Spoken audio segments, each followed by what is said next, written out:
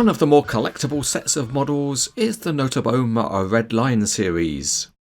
And the Bauma exhibition of 2019 saw the introduction of 3 new Red Line series models. So in this review we're looking at one of them. It's the new generation Scania 8x4 tractor, and the trailer is the 6-axle version of the Nooteboom MPX semi-low loader. The box packaging is the usual WSI design and it's factory sealed. Let's lift the lid and see what we have got inside. And first out is the big trailer, and that's followed by the big Scania tractor. But there's more, and that includes a bag of parts, and there's also a collector card. And also, there's another bag of parts. Included with the model is a really nice little brochure which shows the 5-axle version of the trailer, and it's got pictures of the real thing and also some details about the model.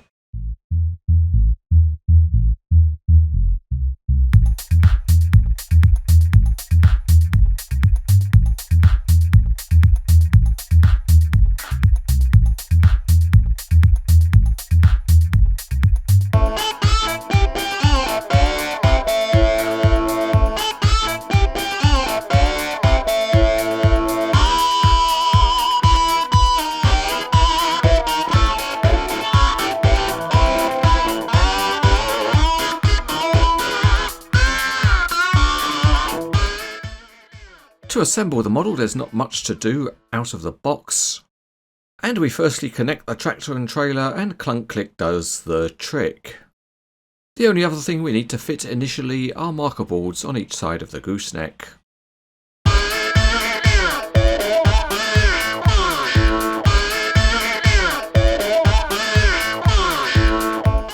Starting with the tractor, and the underneath is very detailed as you would expect.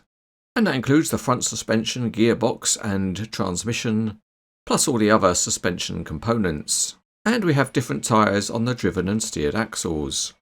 The tractor looks impressive with its big light bar, and there are lights in the top of the Highline cab. Moving down there's the big Scania name and the grille, and the tiny badges add great detail. There are nice big headlights with lenses, as well as a chevron bumper and a number plate. The door mirrors are colour-coded in the Red Line series. The side of the cab has got the big Nooteboom logo and a nice door handle, and the tractor series number for the model is 048. The big wind turbine graphic is also very smart. Another high point is the detailed wheels with their highlighted central hubs. Behind the cab is the big equipment tower with tanks on top and boxes underneath, and there are also coiled lines. A neat exhaust pipe sticks out at the top. At the back the wheel arches are detailed and there are nice lights with lenses. Moving on to the multi-trailer, and it is highly detailed. Looking under the gooseneck there are various hoses and cables modelled, as well as other components. Wheel chocks are modelled at the front of the trailer and there are more tanks, and each of the axle assemblies is metal. Also running down both sides of the spine are more hoses and cables. On top of the gooseneck there are spare wheels and a toolbox. And there's a unique trailer number for the model which is 050. And there's more detailed graphics along the edge of the gooseneck.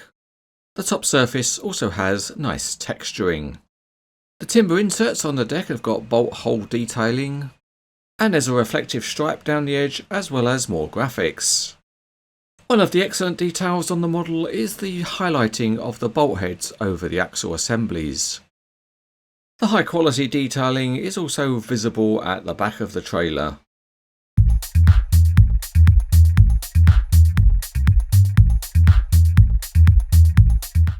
With the Scania on its back we see that the rear wheels turn freely, and there's linked steering at the front with a moderate range of movement.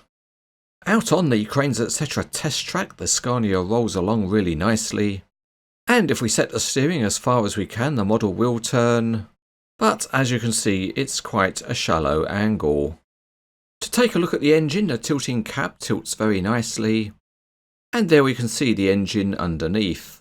It is plastic and it is made up of a number of different components. The engineering of the 6-axle trailer is excellent. The rear 4 axles have fully sprung suspension, and there is very nicely functioning linked steering on the rear 5 axles, and it's proportional with the last axle turning the most.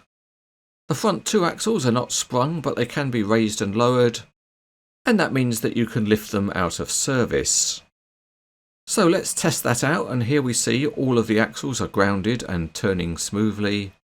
But if we then raise up the front 2 axles and rerun the rolling test, we see that the raised axles do not rotate. With the steering on the trailer set, we see that it manoeuvres really very nicely. The landing legs on the trailer are pinned in position using extremely small pins, and they are definitely a challenge unless you have 1 to 50 sized fingers. With the pin out, the landing legs can be set at different lengths and then repinned into position. So the flexibility is there if you want it. Another nice piece of flexibility on the model is the gooseneck, and that has an excellent range of movement if you need to level up the trailer. Another piece of flexibility is provided by the extendability of the trailer, and that just pulls out so you can set it at the length you need for a long load.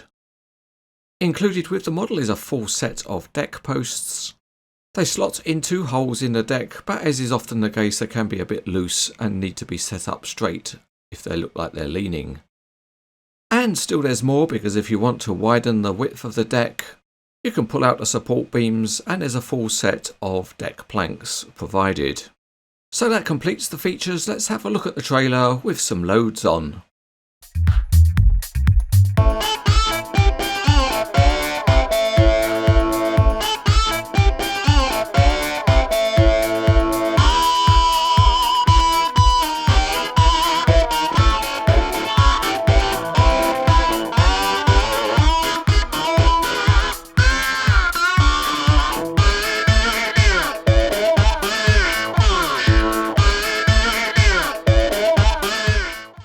The Nooteboom Redline series is a very collectible set, and they are beautiful looking models in the red colour scheme. This model from WSI has very high quality detailing, and the functionality is really good too. So overall, as a heavy haulage vehicle, this one is excellent.